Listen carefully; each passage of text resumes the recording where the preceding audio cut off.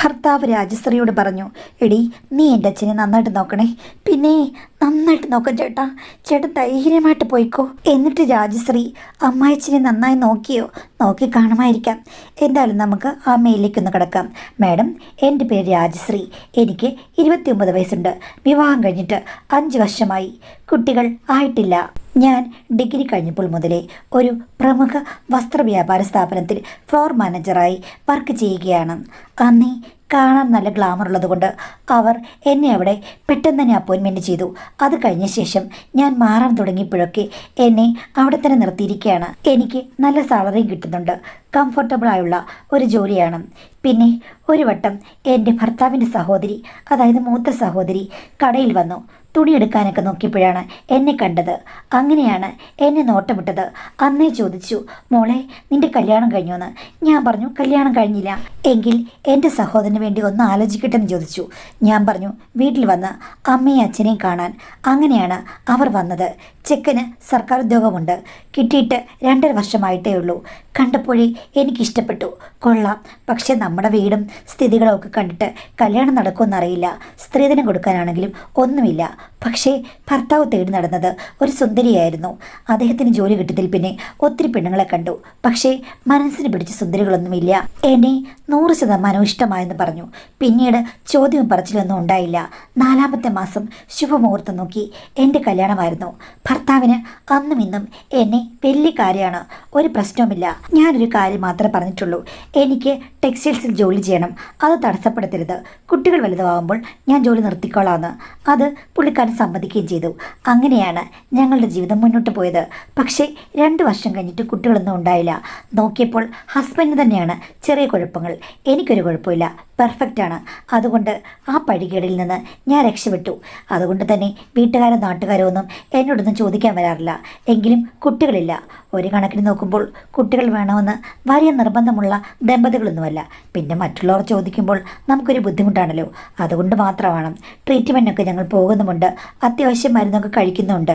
ഞാൻ ചെന്ന് 2 വർഷം കഴിഞ്ഞപ്പോൾ ഹസ്ബൻഡ് അമ്മ ഹൃദയാഘാതം മൂലം മരിച്ചു. അമ്മായിച്ചൻ അവിടെ ഉണ്ടായിരുന്നു. ഹസ്ബൻഡ് രാവിലെ ജോലിക്ക് പോകും. പിന്നെ ഞാനും അമ്മായിച്ചന് മാത്രമാണല്ലോ. അദ്ദേഹത്തിന് കളരിയൊക്കെ അറിയാം. റിട്ടയർ ചെയ്ത ആളാണ്. പക്ഷേ ഈ നാട്ടിൽ കളരി പഠിപ്പിക്കാനുള്ള സൗകര്യങ്ങളൊന്നുമില്ല. അപ്പോൾ പുള്ളിക്കാരൻ പെട്ടെന്ന് പറഞ്ഞു, എനിക്കൊരു ചേഞ്ച് ആവശ്യമാണ്. എൻ്റെ മൂത്ത മോളുടെ വീടിനടുത്ത് കളരിയൊക്കെയുണ്ട്. അവിടെ ഞാൻ പോവുകയാണ്. അവിടെ ഒരു വേക്കൻസി ഉണ്ട് എന്ന് പറഞ്ഞ് അദ്ദേഹം അങ്ങ് പോയി. കൂടുതൽ ചോദ്യം പറച്ചിലൊന്നും ഉണ്ടായില്ല. അച്ഛനവിടെ നിൽക്കാൻ ഞാൻ പറഞ്ഞതാണ്. പുള്ളിക്ക് മാറ്റം ആവശ്യമാണ്. അതുകൊണ്ടാണ് മകളുടെ കൂടെ പോയത്. എന്തായാലും പിന്നീട് ഞാൻ തനിയെ വീട്ടിലായി. ഹസ്ബൻഡ് രാവിലെ പോകും, വൈകിട്ട് വരും. എനിക്കത് ഒത്തിരി ബുദ്ധിമുട്ടായിരുന്നു. എങ്കിലും പതിയെ ഞാനത് അഡ്ജസ്റ്റ് ചെയ്തു. എനിക്ക് ജോലിയുണ്ടല്ലോ, അതുകൊണ്ട് അത് പെട്ടെന്ന് മറക്കാൻ കഴിഞ്ഞു എന്നുള്ളതാണ് സത്യം. അങ്ങനെ ഞാൻ ഹസ്ബൻഡ് മാത്രമായി ജീവിക്കുകയായിരുന്നു. കുട്ടികളൊട്ട് ഉണ്ടായതുമില്ല. കഴിഞ്ഞ വർഷമാണ് ഒരു ദിവസം അമ്മായിച്ചൻ കെട്ടും കിടക്കയും എല്ലാം എടുത്തുകൊണ്ട് വീട്ടിലേക്ക് വന്നു. ഞാൻ ചോദിച്ചു എന്താ അച്ഛാന്ന്. അതിനു മുമ്പ് അദ്ദേഹം മാസത്തിലൊരിക്കൽ വരും. പക്ഷേ അവിടെ ചെന്നതിൽ പിന്നെ കളരി അഭ്യാസങ്ങളൊക്കെ കൂടി. അതുമാത്രമല്ല ജിമ്മിലും പോകുന്നുണ്ട്. പിന്നെ മുടിയൊക്കെ കറുപ്പിച്ചു, താടിയുമെല്ലാം ഷേപ്പ് ചെയ്ത് എന്തൊക്കെയോ സൗന്ദര്യവർദ്ധക വസ്തുക്കളൊക്കെ ഉപയോഗിക്കുന്നുണ്ടെന്ന് തോന്നുന്നു. മോളും മോളുടെ ഹസ്ബൻഡും ഒക്കെ സൗന്ദര്യം ഒത്തിരി മെയിൻറ്റെയിൻ ചെയ്യുന്നവരാണ്. അച്ഛൻ അടിമുടി മാറി. കണ്ടു കഴിഞ്ഞാൽ എൻ്റെ ഭർത്താവിന് ചേട്ടനാണെന്ന് പറയും. എൻ്റെ ഭർത്താവിന് എന്തായാലും ഇത്രയും മസിലൊന്നുമില്ല. അതൊക്കെ ബന്ധുക്കളും പറയാൻ തുടങ്ങി. കാര്യം അമ്മായച്ചനെയാണ് എല്ലാവരും പുകഴ്ത്തുന്നത്. എൻ്റെ ഭർത്താവിനെ ആരും മൈൻഡ് ചെയ്യാത്ത അവസ്ഥ വരെ വന്നിട്ടുണ്ട് ഇതിനിടയ്ക്ക്. എന്താ അച്ഛാ, എന്താ വന്നത്? അച്ഛൻ അവിടെ നീങ്ങി പോന്നോ എന്ന് ചോദിച്ചു കഴിഞ്ഞപ്പോഴേക്കും, ഇനി എൻ്റെ മോളുടെ കൂടെ ഞാൻ നിൽക്കില്ല. അവൾ എന്നെ അപമാനിക്കുന്ന പോലെ പെരുമാറി. എന്താ അച്ഛാ, എന്ത് സംഭവിച്ചു എന്ന് ചോദിച്ചപ്പോഴേക്കും അവളുടെ സ്വഭാവം ശരിയല്ല, എന്നോടവൾ അവഗണന കാണിക്കുകയാണ് എന്നൊക്കെ പറഞ്ഞു. അച്ഛൻ ഒന്നും തെളിച്ച് പറയാത്തത് കൊണ്ട് ഞാൻ നാത്തുനെ വിളിച്ചു. പക്ഷെ പുള്ളിക്കാരി പറഞ്ഞു അച്ഛൻ്റെ സ്വഭാവം ശരിയല്ല, എന്നോടും എൻ്റെ ഭർത്താവിനോട് ഉടക്കുകയാണ്, അങ്ങനെ ഇറങ്ങിപ്പോയതാണെന്നൊക്കെ പറഞ്ഞു. ഞാൻ ഓർത്തു എന്ത് അത്ഭുതമാണിത്, ഇത്ര നാളൊരു കുഴപ്പമില്ലായിരുന്നു. അങ്ങനെ ഇരിക്കുമ്പോൾ ഹസ്ബൻഡ് വന്നു. ഞാൻ പറഞ്ഞു അച്ഛൻ പിണങ്ങി വന്നിട്ടുണ്ടെന്ന്. അപ്പോൾ ഹസ്ബൻഡ് എന്നെ കണ്ണ് കാണിച്ചു. ഒന്നും മിണ്ടരുതെന്ന്. എന്തായാലും അന്ന് വൈകുന്നേരം അത്താഴമെല്ലാം കഴിച്ച് അച്ഛൻ്റെ മുറിയിൽ പോയി. അത് കഴിഞ്ഞ് ഹസ്ബൻഡ് ഞാനും കൂടെ കിടക്കുമുറിയിൽ ചെന്നപ്പോഴാണ് ഹസ്ബൻഡ് എന്നോട് കാര്യം പറഞ്ഞത്. എടി, അച്ഛനവിടെ വലിയ പ്രശ്നം ഉണ്ടാക്കിയിട്ടാണ് വന്നിരിക്കുന്നത്. ആ, എനിക്ക് തോന്നി ചേട്ടാ, ചേച്ചി ഹസ്ബൻഡിനെ തെറി വിളിക്കുകയോ അവർ തമ്മിൽ എന്തൊക്കെയോ ഉടക്കുകളോ ഉണ്ടായിട്ടുണ്ട്, എന്താണെന്നറിയില്ല കാര്യം എന്ന് പറഞ്ഞു കഴിഞ്ഞപ്പോഴേക്കും എൻ്റെ ഹസ്ബൻഡ് എന്നോട് പറഞ്ഞു, എടി നിന്നോട് ഞാൻ ഒരു കാര്യം പറയാം, ഉള്ളതാണോ കള്ളാണെന്ന് അറിയില്ല, പക്ഷേ ചേച്ചിയും ചേട്ടനും അങ്ങനെയാണ് പറഞ്ഞത്. എന്താ ചേട്ടാ എന്ന് ചോദിച്ചപ്പോഴേക്കും ഹസ്ബൻഡ് എന്നോട് പറഞ്ഞു, എടി അച്ഛൻ അവിടെ നിന്റെ പ്രായമുള്ള ഒരു പെണ്ണുമായിട്ട് എന്തോ ഭയങ്കര കൂട്ടുകെട്ടാണെന്ന്. ചേട്ടൻ എന്തായി പറഞ്ഞത്? എന്ത് കൂട്ടുകെട്ട്? എടി, ചേച്ചിയുടെ വീടിന് ഓപ്പോസിറ്റ് താമസിക്കുന്ന ഒരു കുടുംബമുണ്ട്. അവിടുത്തെ ചെക്കൻ്റെ രണ്ടാമത്തെ ഭാര്യയാണിത്. അപ്പോൾ ആദ്യത്തെ ഭാര്യയ്ക്ക് എന്ത് പറ്റി? അത് ഡൈവേഴ്സായി. അവളുടെ ഭർത്താവ് ട്രിവാൻഡ്രത്താണ് വർക്ക് ചെയ്യുന്നത്. ശനിയാഴ്ചയോ ഞായറാഴ്ചയൊക്കെ വരികയുള്ളെന്ന് തോന്നുന്നു. പിന്നെ അവിടെ അമ്മായിമ്മ മാത്രമേ ഉള്ളൂ. അവർക്കാണെങ്കിൽ ഒട്ടും വയ്യാതാനും. ഇവള് മിക്കപ്പോഴും പുറത്താണെന്നാണ് ചേച്ചി പറഞ്ഞത്. ജിമ്മിലൊക്കെ പോയ ശേഷം അച്ഛൻ അവിടെ ഷർട്ട് ഇടാതെയാണ് മിക്കപ്പോഴും നടക്കുക. പിന്നെ ഒരു ബോക്സറോ അല്ലെങ്കിൽ ബെർമുടയൊക്കെയാണ് ഇടുന്നത്. അതിനെന്താ, അച്ഛൻ ഇവിടെ ഉള്ളപ്പോഴും അങ്ങനെയായിരുന്നില്ലേ? എടി അതല്ല, അച്ഛൻ ഏതോ ഒരു സോഷ്യൽ മീഡിയയിൽ പോസ്റ്റ് ഇടുമായിരുന്നെന്ന്. എന്ത് പോസ്റ്റ്? അച്ഛൻ്റെ ഓരോ ദിവസവും മസിൽ കാണിക്കുന്നുള്ള ഫോട്ടോയെ അതായിരുന്നു അപ്ലോഡ് ചെയ്തുകൊണ്ടിരുന്നത്. അപ്പോൾ ഒത്തിരി ഫോളോവേഴ്സും ഉണ്ടെന്ന്. ഉള്ളതാണോ നിങ്ങൾ പറഞ്ഞത്? നമ്മൾ രണ്ടുപേരും കണ്ടിട്ടില്ലല്ലോ. നമ്മൾ കണ്ടിട്ടില്ലെങ്കിലും നാട്ടുകാരൊക്കെ കണ്ടടി. അത് അവളാണ് കറക്റ്റ് ഐഡിയ കൊടുത്തതാണ് പറയുന്നത്. കാര്യം അച്ഛനും ഇവളും തമ്മിൽ അസാധാരണമായ സൗഹൃദമായിരുന്നു. പലപ്പോഴും ചേച്ചി വിലക്കിയിട്ടുണ്ട്. അവളൊരു കൊച്ചു പെണ്ണാണ്, അപ്പം അവളോട് പോയി ആവശ്യമില്ലാത്ത കാര്യങ്ങൾ സംസാരിക്കരുതെന്ന്. അതിന് ആവശ്യമില്ലാത്ത കാര്യങ്ങൾ സംസാരിക്കുന്നതെന്ന് ചേച്ചി എങ്ങനെ കണ്ടു? രണ്ടുപേരുടെയും സംസാരം കണ്ടപ്പോൾ ചേച്ചിക്ക് തോന്നിയതാണ്. ഒത്തിരി വാൺ ചെയ്തു. അത് കഴിഞ്ഞപ്പോഴാണ് അവൾ പറഞ്ഞത് ഇങ്ങനൊരു പ്രൊഫൈൽ ഉണ്ടാക്കി ഫോട്ടോ ഇടണമെന്ന്. പിന്നീട് രണ്ടുപേരും അങ്ങോട്ടും ഇങ്ങോട്ടും ആ പ്രൊഫൈലിൽ കൂടിയാണ് സംസാരിച്ചു കൊണ്ടിരുന്നത്. ആഹാ, ഇതൊക്കെ ചേച്ചിക്ക് എങ്ങനെ മനസ്സിലായി? അത് അവസാനമാണ് മനസ്സിലായത്. പിന്നെ ചേച്ചി അധികം ശ്രദ്ധിക്കാതായി. പക്ഷേ കഴിഞ്ഞ ദിവസം രാത്രിയിൽ അവളുടെ വീട്ടിൽ നിന്നും അച്ഛൻ പിടിക്കപ്പെട്ടു. സത്യമാണ് നിങ്ങൾ പറഞ്ഞത്? അതെ, ആ പെണ്ണിൻ്റെ ഭർത്താവിൻ്റെ കൂട്ടുകാരന്മാർ പതിയിരുന്ന് പിടിക്കുകയായിരുന്നു. പിന്നെ ഇപ്പോഴത്തെ കാലത്ത് വലിയ പ്രശ്നങ്ങളൊന്നും ഉണ്ടാക്കാൻ പറ്റില്ലോ.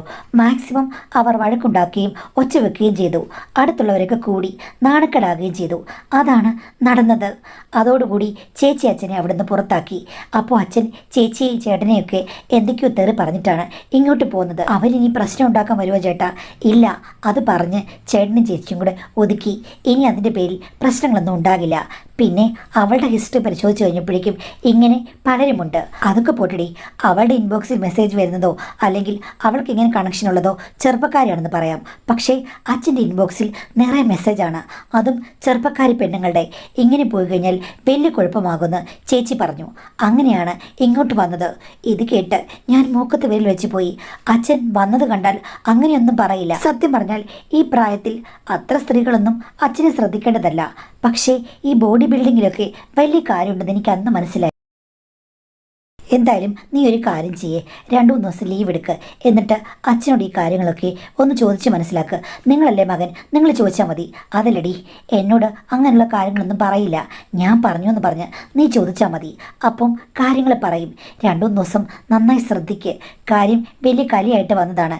എന്തെങ്കിലും കടുകയും ചെയ്യുമെന്ന് അറിയില്ല. പിന്നെ കടുകയും ചെയ്യാൻ പറ്റിയൊരു പ്രായം, അതും ഈ പ്രായത്തിൽ അങ്ങനെ കാണിച്ചു വന്നതിന് നമ്മളാ കടുകയും ചെയ്യേണ്ടത് എന്ന് പറഞ്ഞു. എന്തായാലും ഭർത്താവിൻ്റെ നിർബന്ധം കൊണ്ട് ഞാൻ 4 ദിവസം ലീവ് എടുത്തു. എന്തായാലും കാര്യങ്ങൾ സംസാരിക്കാൻ ഹസ്ബൻഡ് പറഞ്ഞല്ലോ.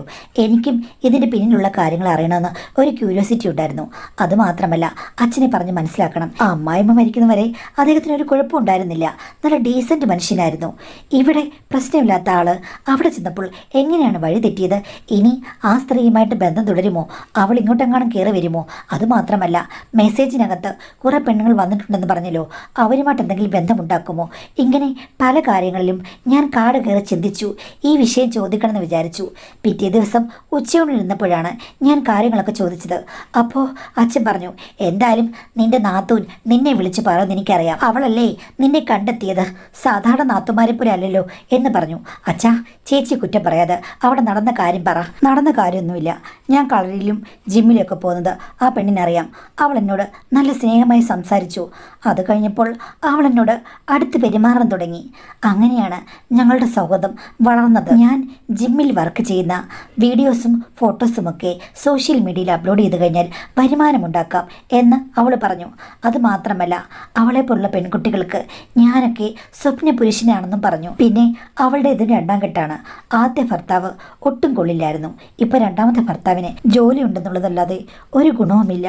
അവളുടെ ജീവിതം കോഞ്ഞാട്ടായെന്ന് എന്നോട് പറഞ്ഞു. അങ്ങനെയാണ് മോളെ ഞങ്ങൾ അടുത്തത്. എൻ്റെ സോഷ്യൽ മീഡിയ പേജൊക്കെ അവളാണ് കൈകാര്യം ചെയ്തിരുന്നത്. വീഡിയോ ഒക്കെ എഡിറ്റ് ചെയ്ത് അവൾ തരും. അച്ഛൻ ഈ പ്രായത്തിൽ നാണമില്ലേ? ഞാനിതിനെ നാണിക്കുന്നത്? എനിക്ക് നല്ല സ്ട്രക്ചറുണ്ട്, നല്ല ബോഡി ബിൽഡറാണ് ഞാൻ. അതിന് നിനക്കെന്താടി? നിൻ്റെ ഭർത്താവിനെന്താ? എൻ്റെ മോൾക്കെന്താ? എൻ്റെ മോളുടെ ഭർത്താവിനെന്താ? നിങ്ങൾക്ക് എന്താ കേട്? അച്ഛാ, വേറൊരുത്തിൻ്റെ ഭാര്യയല്ലേ? അച്ഛൻ എന്തിനാണ് പാതിരാത്രിക്ക് അങ്ങോട്ട് പോയത്? അത് ഞങ്ങൾക്ക് രണ്ടുപേർക്കും പലതും സംസാരിക്കാനുണ്ട്. പാതിരാത്രിയല്ല, പകലും പോകും. അച്ഛന് പ്രേമരോഗം ബാധിച്ചിരിക്കുകയാണ്. സ്വന്തം മകളുടെ പ്രായമുള്ളൊരു പെണ്ണ്. നാണമില്ലേ അച്ഛാ? എന്നെപ്പോലെയല്ലേ ഉള്ളൂ അവൾ. നിന്നെപ്പോലെ എങ്ങനെ അവളാകുന്നത്? അവൾ എൻ്റെ മരുമോളൊന്നുമല്ല, വെല്ലോരുടെ മരുമോളാ. എന്നിട്ട് ധീരശൂര പരാക്രമം എന്താ ഇങ്ങി പോന്നത്? നാട്ടുകാരെല്ലാം കൂടെ കൂടിയപ്പോൾ അത് പിന്നെ അവളുടെ മുന്നേ അന്നേരം പിടിച്ചു നിൽക്കാൻ വേണ്ടി എന്തെങ്കിലും ചെയ്തു കഴിഞ്ഞാൽ അത് പ്രശ്നമാണ്. അത് ശരിയാ, ആൺപിള്ളേര് മസിലിളക്കി വിടും. ഒന്ന് പോടി, എന്നെ ആരും പേടിപ്പിക്കാനൊന്നുമില്ല. അന്നേരത്തെ സിറ്റുവേഷൻ ആയതുകൊണ്ടാണ് ഞാൻ പോകുന്നത്. പിന്നെ എന്നെക്കുറിച്ച് ആമാർക്കൊന്നും അറിയില്ല. അച്ഛാ, ഇതൊക്കെ പ്രായത്തിൻ്റെതായ ചാബല്യമാണ്. നീ എന്നെ ഉപദേശിക്കണ്ട. എനിക്കറിയാം എൻ്റെ കാര്യങ്ങൾ എനിക്ക് നോക്കി നടത്താൻ അറിയാം. ഇത്രയും പ്രായമായിട്ടും എൻ്റെ ആവശ്യങ്ങൾ ആരെങ്കിലും ശ്രദ്ധിച്ചു? അല്ല, അച്ഛൻ്റെ ആവശ്യം ആരാ ശ്രദ്ധിക്കേണ്ടത്? അച്ഛന് വേണമെങ്കിൽ ഇനിയൊരു കല്യാണം കഴിക്കാം. അത് ഇത്രയും ചെറിയൊരു പെണ്ണിനെയല്ലല്ലോ കല്യാണം കഴിക്കേണ്ടത്. എടി മോളെ, പ്രായമായവരെ നീ വില കുറച്ച് കാണരുത്. അവൾക്ക് എന്നെ എന്തിഷ്ടമാണെന്നോ? ഞങ്ങൾ രണ്ടുപേരും കൂടി നല്ല അടുത്ത സൗഹൃദം പുലർത്തിയപ്പോഴാണ് എനിക്ക് മനസ്സിലായത്. ഇപ്പോഴും എനിക്ക് ഒരു 18കാരൻ്റെ മനസ്സാണ്. മനസ്സ് മാത്രമല്ല, ബാക്കിയുള്ള കാര്യങ്ങളും അങ്ങനെ തന്നെയാണ്. ഞങ്ങൾ രണ്ടുപേരും നല്ല അടിപൊളിയായിട്ടാണ് മുന്നോട്ട് പോയത്. അതുകൊണ്ട് ഇത്തിരി ചെറുപ്പക്കാരെ കിട്ടിയാലും എനിക്ക് പ്രശ്നമൊന്നുമില്ല. പക്ഷേ എനിക്കാരെയും കല്യാണം കഴിക്കാനൊന്നും താല്പര്യമില്ല. പിന്നെ അച്ഛനല്ലേ പറഞ്ഞത് അവളെ വിളിച്ചാൽ ഉടനെ വരുമെന്ന്. വിളിച്ചാൽ അവൾ വരും. അവൾക്ക് എന്നെ അത്രയ്ക്ക് ഇഷ്ടമാണ്. നിനക്കെന്നെക്കുറിച്ചൊന്നും അറിയില്ല. അവളാണ് എന്നെ ശരിക്കും മനസ്സിലാക്കിയവൾ. നിന്നോടൊന്നും പറഞ്ഞിട്ട് യാതൊരു കാര്യമില്ല. നീയും നിന്റെ ഭർത്താവും തമ്മിൽ എങ്ങനെയാണെന്ന് പോലും എനിക്കറിയില്ല. എൻ്റെ മോനല്ലേ? ഇത്രയും മസിലുള്ള അച്ഛൻ്റെ മോന് എന്താ പ്രശ്നം? അവൻ്റെ പ്രശ്നം എന്താണെന്ന് നിനക്കറിയാമായിരിക്കും. ഇനി അറിയില്ലെങ്കിൽ ഞാൻ പറഞ്ഞുതരാം. രണ്ടറ്റം കൂട്ടിമുട്ടിക്കാൻ അവനറിയില്ല. എന്നെപ്പോലെയല്ല അവൻ. അവൻ്റെ അമ്മയുടെ തണുത്ത സ്വഭാവമാണ്. അത് സഹിച്ചു നിൽക്കാൻ എല്ലാ സ്ത്രീകൾക്കും പറ്റില്ല. നിന്നെപ്പോലെയുള്ള ചില ബുദ്ധിയില്ലാത്ത പെണ്ണുങ്ങളുണ്ട്. അവരാണ് ഭർത്താവിൻ്റെ ഉദ്യോഗമൊക്കെ നോക്കി ഇങ്ങനെ കൂടെ നിൽക്കുന്നത്. അച്ഛനെന്താ പറഞ്ഞത്? എൻ്റെ ഭർത്താവിന് ഒരു കുഴപ്പമുള്ളതായിട്ട് എനിക്ക് തോന്നുന്നില്ല. അതാ ഞാൻ പറഞ്ഞത് നിനക്ക് ബുദ്ധിയില്ലെന്നും. അച്ഛാ, ഇതൊന്നും ശരിയല്ല. അച്ഛൻ വഴി തെറ്റിപ്പോകുന്നത് കണ്ട് ഞാൻ ഉപദേശിക്കാൻ വന്നു കഴിഞ്ഞപ്പോഴേക്കും അച്ഛൻ എന്നെയും എൻ്റെ ഭർത്താവിനെയും കുറ്റക്കാരിയാക്കരുത്. നീയും എന്നോടൊന്നും പറയാൻ വരണ്ട. ഞാൻ എൻ്റെ ഇഷ്ടത്തിന് നടന്നോളാം. ഇതെൻ്റെ വീടാണ്. രണ്ടുപേർക്ക് ഇഷ്ടമില്ലെങ്കിൽ ഇവിടുന്ന് ഇറങ്ങിപ്പോയിക്കോളാൻ പറഞ്ഞു. അങ്ങനെ ഞാൻ സംഭാഷണം തുടങ്ങി. അവസാനം ഞങ്ങൾ തമ്മിൽ ദേഷ്യപ്പെട്ടാണ് അത് അവസാനിച്ചത്. ഹസ്ബൻഡിനോട് ഞാൻ ഈ കാര്യങ്ങളൊക്കെ പറഞ്ഞു. അപ്പോൾ ഹസ്ബൻഡിനോട് പറഞ്ഞു, ഇനി ഈ പറ്റിനെ ശ്രദ്ധിക്കാൻ പോണ്ട. ഇവിടെ നിന്ന് പ്രശ്നങ്ങൾ എന്തെങ്കിലും ഉണ്ടാകുകയാണെങ്കിൽ മാത്രം ശ്രദ്ധിച്ചാൽ മതി. പക്ഷേ മിക്കവാറും ദിവസങ്ങളിൽ ആ പെണ്ണിനോട് അച്ഛൻ സംസാരിക്കുന്നത് ഞാൻ കേൾക്കും. ഫോണിൽ കൂടി കൊഞ്ചലും കുഴച്ചിലും ചില ദിവസങ്ങളിൽ ഷർട്ടിടാതെ ഇരുന്നുള്ള വീഡിയോ കോളുകളൊക്കെ ഞാൻ കാണുന്നുണ്ട്. അതും സിറ്റൗട്ടിൽ വെച്ചിട്ടാണ്. ഒരു ദിവസം ഞാൻ ഡ്യൂട്ടി കഴിഞ്ഞ് വരുമ്പോഴേക്കും അവിടെ അച്ഛൻ സിറ്റൗട്ടിലെ തൂണിൻ്റെ അവിടെ ഫോൺ ചാരി വെച്ചിട്ട് അവളോട് എന്തൊക്കെയോ പറയുകയാണ്. ബോഡി ബിൽഡിംഗ് ചാമ്പ്യൻഷിപ്പിലെ പോലെ എന്തൊക്കെയോ ആക്ഷൻസ് കാണിക്കുന്നുണ്ട്. ഞാൻ കയറി വരുന്നത് കണ്ടിട്ടും പ്രത്യേകിച്ച് ഭാവഭേദമൊന്നുമില്ല. ഞാൻ ചെന്ന് സ്ക്രീനിൽ നോക്കി. അപ്പോൾ ആ പെണ്ണിനെ കണ്ടു. അവൾ പെട്ടെന്ന് ഫോൺ കട്ട് ചെയ്തു. ഉടനെ അച്ഛൻ, നീ എന്താണ് ഈ കാണിച്ചത്? എന്തിനാണ് ഞങ്ങളുടെ പ്രൈവസിയിലേക്ക് വന്നത്? ഇതെൻ്റെ വീടാണെന്ന് അറിയില്ലേന്ന്. ഞാൻ പറഞ്ഞു, അച്ഛാ, കുറച്ചെങ്കിലും ഒരു മര്യാദ വേണം.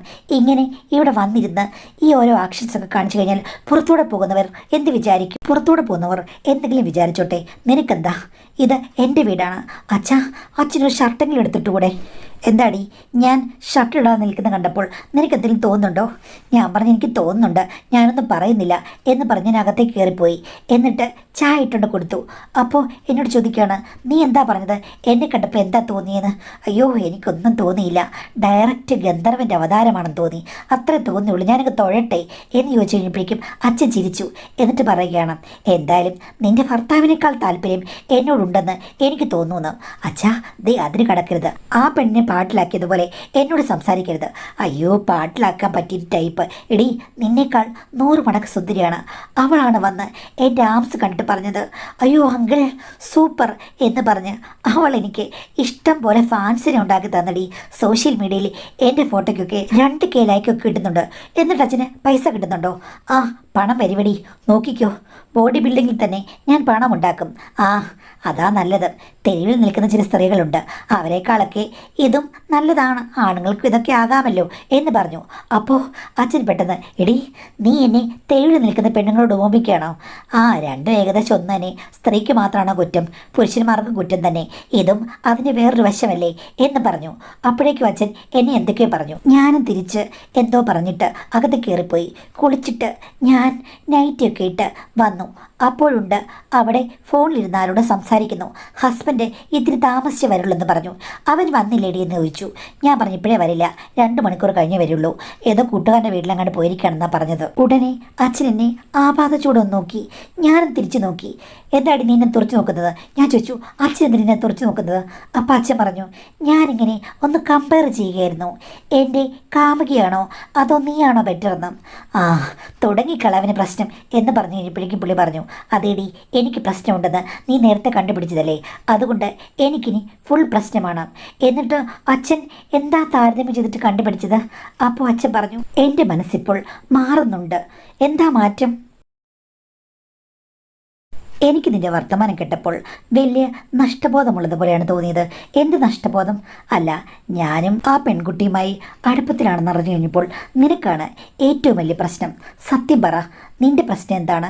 എനിക്കൊരു പ്രശ്നമില്ല. എൻ്റെ ഹസ്ബൻഡ് പറഞ്ഞു അച്ഛനോടൊന്ന് ചോദിക്കണം, അച്ഛനെ ഒന്ന് പറഞ്ഞ് മനസ്സിലാക്കിപ്പിക്കണമെന്ന്. എടി, അവൻ അതിനുള്ള കഴിവില്ല. അവന് ഒന്നിനും കഴിവില്ല. നിന്നെ മറയാക്കി അവൻ നിർത്തി യുദ്ധം ചെയ്യുകയാണ്. പിന്നെ വേറൊരു കാര്യമുണ്ട്, നീയും വലിയ കേമിയാണല്ലോ. നീ വർക്ക് ചെയ്യുന്നത് ആ ഫീൽഡിലല്ലേ? നല്ല സൗന്ദര്യമുള്ള ഇഷ്ടം പോലെ ആണുങ്ങളുള്ളപ്പോൾ ഭർത്താവ് ഇത്തിരി പോഴനായാലും നിനക്ക് കുഴപ്പമില്ലല്ലോ എന്ന് പറഞ്ഞു. ഞാൻ അത് കേട്ട് വല്ലാതെ ദേഷ്യപ്പെട്ടു. അച്ഛനോട് എനിക്ക് സംസാരിക്കാൻ താല്പര്യമില്ലെന്ന് പറഞ്ഞ് ഞാൻ എൻ്റെ ബെഡ്റൂമിലേക്ക് പോയി. ഇത്തിരി കഴിഞ്ഞപ്പോൾ അച്ഛൻ അവിടെ വന്നു. ഞാനപ്പോൾ ബെഡ്റൂം പാത തുറന്നിട്ടിരിക്കുകയായിരുന്നു. എന്താ, എന്നോട് പിന്നെ വഴക്കുണ്ടാക്കാൻ വന്നാണെന്ന് ചോദിച്ചു. അപ്പോഴേക്കും അദ്ദേഹം മുറിയിൽ കയറി കഥ കടച്ചു. അച്ഛൻ എന്തായി കാണിക്കുന്നേ എന്ന് ചോദിച്ചു കഴിഞ്ഞപ്പോഴേക്കും അച്ഛൻ എൻ്റെ അടുത്ത് വന്നിട്ട് പറയുകയാണ്, നിന്റെ പിണക്കത്തിൽ നിന്നും പരിഭവത്തിൽ നിന്നും എനിക്ക് മനസ്സിലായത് ഞാനും അവളും തമ്മിലുള്ള ബന്ധം നിനക്ക് ഒട്ടും ഇഷ്ടമില്ല, അസൂയാണെന്നാണ്. അച്ഛനൊന്ന് പോയേ. അതൊന്നുമല്ല ഞാൻ പറഞ്ഞത്. അച്ഛനെ നേരെ വഴിക്ക് നയിക്കാൻ നോക്കിയതാണ് ഞാൻ. എടി, നേരെ വഴി എന്ന് പറഞ്ഞ് ഒരു വഴിയില്ല, എല്ലാ വഴിക്കും ഇത്തിരി വളവ് കാണും എന്ന് പറഞ്ഞ് അച്ഛൻ പുറകിൽ കൂടി വന്ന് എന്നെ ആശ്ലേഷിച്ചു. ഞാൻ പൊട്ടിത്തെറിച്ചപ്പോൾ പുള്ളിച്ചിരിക്കുകയാണ്. നിന്റെ പൊട്ടിത്തെറിയെല്ലാം അഭിനയം മാത്രമാണ്. ആഗ്രഹങ്ങൾ നിന്റെ കണ്ണിൽ എനിക്ക് കാണാൻ പറ്റുമെന്ന് ഞാൻ പറഞ്ഞു. എനിക്കൊരു ആഗ്രഹമില്ല. അപ്പോൾ പുള്ളി പറയുകയാണ്, എനിക്ക് ആഗ്രഹമുണ്ട്. അതുമാത്രമല്ല, എനിക്കൊരു കാര്യം തെളിയിക്കേണ്ടതുണ്ട്. കാരണം നീ പറഞ്ഞത് കിഴവന്മാരും ചെറുപ്പക്കാരുമായി ഒത്തുപോകില്ലെന്നാണ്. അതിൻ്റെ പേരിൽ നീ എന്നെ നിശിതമായി വിമർശിക്കുകയും ചെയ്തു. ഇപ്പോൾ 1 മണിക്കൂർ ആ സമയം നിനക്ക് മനസ്സിലാകും എങ്ങനെയാണ് ജോഡിപ്പൊരുത്തമെന്ന്. ഞാൻ എതിർക്കാൻ ശ്രമിച്ചു, പക്ഷേ പുള്ളി എന്തൊക്കെയോ എൻ്റെ കാതിൽ പറഞ്ഞുകൊണ്ടിരുന്നു. എന്നേക്കാൾ ഒച്ചയെടുത്ത് സംസാരിക്കുകയാണ്. ഞാൻ ഓർത്തു, ഇത് പ്രശ്നമായി കഴിഞ്ഞാൽ നാട്ടുകാർ ഓടിക്കൂടും. പിന്നെ അവിടെ നടന്നതുപോലെ ഇവിടെയും വിചാരണ ഉണ്ടാകും. ഞാനും എല്ലാവരുടെ മുന്നിൽ നാണം കെടും. എനിക്ക് എന്ത് ചെയ്യണമെന്ന് അറിയാതെ നിൽക്കുന്ന ആ ഒരു ബ്ലാങ്കായ നിമിഷമായിരുന്നു തിരശീലകൾ മാറിക്കൊണ്ടിരുന്നത്. പൂഞ്ചെപ്പിൽ ഒളിപ്പിച്ച താക്കോൽ കണ്ടെടുത്ത് രഹസ്യ അറ തുറക്കാൻ അദ്ദേഹം മിടുക്കനാണെന്ന് 10 മിനിറ്റ് കൊണ്ട് തന്നെ എനിക്ക് മനസ്സിലായി. അറ തുറന്നാൽ പിന്നെ നിധി കാണുക തന്നെ വേണം. അറ തുറന്നാൽ പിന്നെ ഒന്നും ചെയ്യാൻ പറ്റാത്ത അവസ്ഥയിലേക്ക് ആരും എത്തിപ്പോകുമെന്ന് എനിക്ക് മനസ്സിലായി. എൻ്റെ പ്രതിഷേധങ്ങൾക്ക് അവിടെ ഒരു വിലയും ഉണ്ടായിരുന്നില്ല. ട്രഷർ ഹണ്ട് നടത്തുമ്പോൾ ആർക്കും ചുറ്റുപാടുമുള്ള ഒന്നും ഓർമ്മ വരില്ലെന്ന് എനിക്ക് മനസ്സിലായി. ഹസ്ബൻഡ് 2 മണിക്കൂർ ലേറ്റാകും. അങ്ങേർ 1 മണിക്കൂറിൽ വരുമോ, അല്ലെങ്കിൽ 3 മണിക്കൂറിൽ വരുമോ, 10 സെക്കൻഡിൽ വരുമോ, എനിക്ക് ഒന്നും അറിയില്ല. പുറത്ത് മഴയാണോ ഇടിയാണോ എനിക്കറിയില്ല. പ്രപഞ്ചം മുഴുവൻ എൻ്റെ ചുറ്റും വട്ടം കറങ്ങുന്ന പോലെ എനിക്ക് തോന്നി. പക്ഷേ എൻ്റെ ജീവിതത്തിൽ അമ്മായിച്ചൻ പറഞ്ഞൊരു കാര്യം ഞാനത് നന്നായി മനസ്സിലാക്കി. നമ്മൾ ഒരിക്കലും അനുഭവമില്ലാതെ ഒന്നിനെയും സമീപിക്കരുത്. 10 മിനിറ്റാണ് ജീവിതത്തിലെ ഏറ്റവും വലിയ കാര്യമെന്ന് വിശ്വസിച്ച് ഭർത്താവിനെ പൂജിച്ച് ഞാൻ 10, 20, 30 മിനിറ്റ് കഴിഞ്ഞപ്പോൾ തിരിച്ചറിഞ്ഞു ഒരിടത്ത് നിർത്താത്ത ഒരു നോൺ സ്റ്റോപ്പ് ട്രെയിനിൽ യാത്ര ചെയ്യുന്ന അനുഭവം എനിക്കുണ്ടായി. അതോടുകൂടി ഞാനാകെ മാറി മറിഞ്ഞു. ഹസ്ബൻഡ് വരുന്നതിന് മുമ്പ് തന്നെ എനിക്ക് എല്ലാം മാനേജ് ചെയ്യാൻ പറ്റി. 2-3 ദിവസം ഞാൻ പിന്നെ അച്ഛനോട് ഒത്തിരി പ്രശ്നങ്ങളായിരുന്നു, വഴക്കുണ്ടാക്കി. പക്ഷേ അദ്ദേഹത്തിനൊരു പ്രശ്നവുമില്ല. ഞാൻ വഴക്കുണ്ടാക്കിയാലും ധൈര്യപൂർവ്വം വരും. ഞാനെപ്പോഴും ആദ്യം എതിർക്കുന്ന പോലെ ഭാവിക്കും. പക്ഷേ അദ്ദേഹം അതൊന്നും വകവയ്ക്കില്ല. എൻ്റെ ഇഷ്ടാനിഷ്ടങ്ങൾ പുള്ളിക്കാരന് മനസ്സിലായി മാഡം. പിന്നീട് എനിക്ക് ഒരിക്കൽ പോലും ഒന്നിനും നോ പറയാൻ പറ്റിയിട്ടില്ല. ഇപ്പോൾ ഞാൻ മിക്കവാറും നേരത്തെ വരും. അച്ഛൻ എന്നെ കാത്തിരിക്കുന്നുണ്ട്. അദ്ദേഹത്തിന് ഉപചാരപൂർവ്വം ഞാനും എൻ്റെ സ്നേഹം പകർന്നു നൽകുന്ന ഒരവസ്ഥയായി. ഇപ്പോൾ അച്ഛൻ പറഞ്ഞത് എന്തായാലും ട്രീറ്റ്മെൻറ്റ് കൊണ്ട് പ്രത്യേകിച്ച് ഗുണമൊന്നും ഉണ്ടാകില്ലെന്നാണ്. ഇത്രയും നാളും സൂക്ഷിച്ചും കണ്ടുമാണ് മുന്നോട്ട് പോയത്. ഇനിയിപ്പോൾ അത് നോക്കേണ്ട കാര്യമില്ല. നമ്മുടെ കുടുംബത്തിൽ എല്ലാ കാര്യങ്ങളും നമുക്ക് ക്ലിയർ ആക്കാമെന്നാണ് പറയുന്നത്. ഞാൻ ആലോചിച്ച് നോക്കുമ്പോഴേക്കും ഇനി ആ വഴിയെ കാണുന്നുള്ളൂ. നാട്ടുകാരുടെ മുന്നിൽ ചോദ്യങ്ങളുമായി എത്ര നാളാണ് മുന്നോട്ട് പോവുക? എന്തായാലും എൻ്റെ അവസ്ഥ ഇതാണ്. അച്ഛൻ്റെ പഴയ കണക്ഷൻസ് എല്ലാം ഞാൻ കട്ട് ചെയ്യിപ്പിച്ചു. സോഷ്യൽ മീഡിയ അക്കൗണ്ട് ഡിലീറ്റ് ചെയ്യിപ്പിച്ചു. ഇപ്പോൾ ഞാൻ പറയുന്നത് മാത്രമേ കേൾക്കുകയുള്ളൂ. ഇല്ലെങ്കിൽ ഞാൻ എല്ലാം സസൂക്ഷ്മം നിരീക്ഷിക്കും. അച്ഛനെല്ലാം ഉപേക്ഷിച്ചു. അച്ഛൻ ശാന്ത സ്വഭാവക്കാരനായി. അച്ഛനെ നീ നന്നായി ശുശ്രൂഷിക്കണം എന്ന് ഹസ്ബൻഡ് പറയും. ഞാനപ്പോൾ അടക്കിച്ചിരിക്കും. ഓക്കെ എന്നാണ് പറയുന്നത്. പക്ഷേ എന്താണെന്നറിയില്ല. നമ്മൾ ജീവിതത്തിൽ പ്രതീക്ഷിക്കുന്നതല്ല നമുക്ക് കിട്ടുന്നത്. ചിലപ്പോൾ ജീവിതം നമുക്ക് അതിലും മികച്ച കാര്യങ്ങൾ കൊണ്ടുത്തരും. ആരെയും നമുക്ക് അണ്ടർ എസ്റ്റിമേറ്റ് ചെയ്യാൻ പറ്റില്ലെന്ന് എനിക്കിപ്പോൾ മനസ്സിലായി. പലപ്പോഴും മാഡത്തിൻ്റെ കഥകളൊക്കെ പണ്ട് കേൾക്കുമ്പോൾ ഞാൻ മനസ്സുകൊണ്ട് ഒത്തിരി വിമർശിച്ചിട്ടുണ്ട്. പക്ഷെ അങ്ങനെയല്ല മാഡം, ബന്ധങ്ങൾ ഉണ്ടായിപ്പോകുന്നതാണ്. ഒരു വിമർശനത്തിനും അത് നിർത്താൻ പറ്റില്ല. നമ്മുടെ മനസ്സ് വിചാരിക്കുന്ന പോലെയൊന്നും അല്ല നമ്മുടെ ജീവിതം. അത് പല രീതിയിൽ നമുക്ക് സർപ്രൈസ് തരും. ഈ കഥ മാഡം വായിക്കണം എന്നാണ് പറഞ്ഞിട്ടുള്ളത്. എന്തായാലും ഞാൻ വായിച്ചു. ഇതിൽ കൂടുതൽ ഇതിന് അഭിപ്രായം ഒന്നും പറയാനില്ല. അഭിപ്രായം ചോദിച്ചെങ്കിലല്ലേ പറയേണ്ട കാര്യമുള്ളൂ.